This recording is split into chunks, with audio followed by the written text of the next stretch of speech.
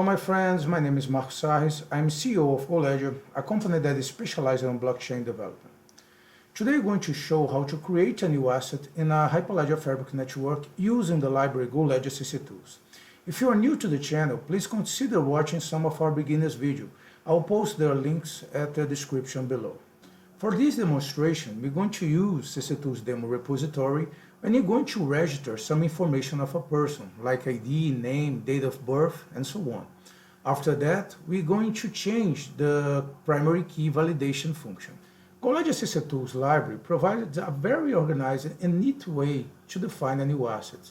In this demonstration, we will see how it can be done in a more detailed way. The asset can be described as a set of properties, and each property will have its own model, like the data type or the list of organizations that will be allowed to modify it.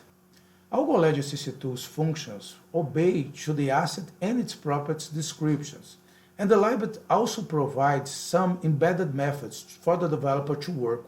The chaincode methods for creating, reading, updating, or deleting an asset are already available, and also the methods for carrying a group of assets or reading an asset ledger history. Now I am at my development environment and we are watching the asset person. If you want to understand a little bit more about asset descriptions, properties, data types, transactions, I suggest you watch some of our older videos we do have at GoLedger YouTube.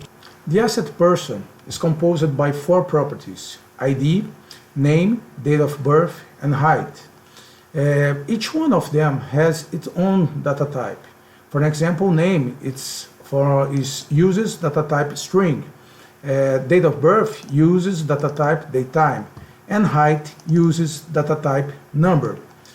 The primary key ID uses a custom data type that's named CPF.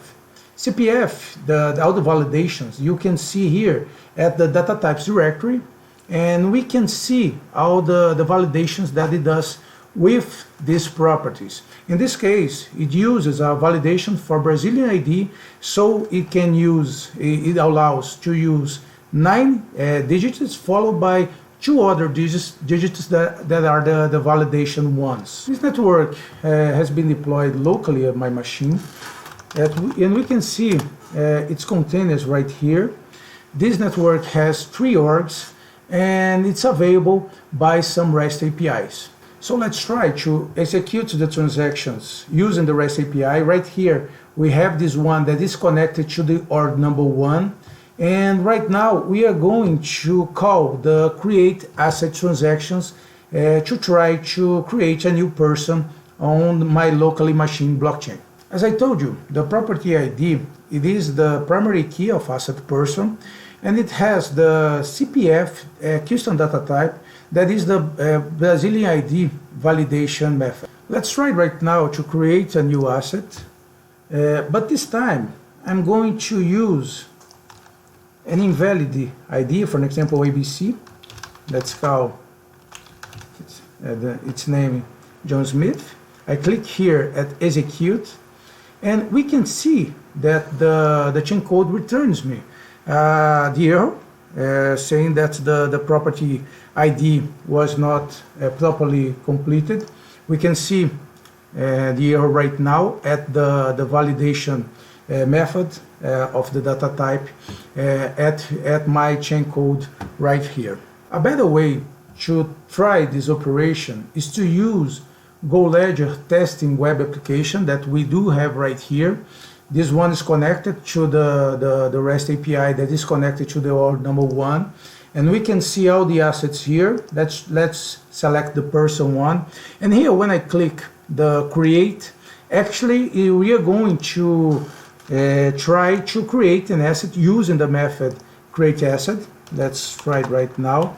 When I select and complete these properties here, actually this web application is going to call the REST API using these properties right here. All the arguments are available when we click at the button curve, and let's try it again, and we're going to receive the same error. So let's go into create invalid person. I'm going to complete the CPF with the invalid Brazilian ID a number. That's 1, 2, 3, 4, 5, 6, 7, 8, 9, 09.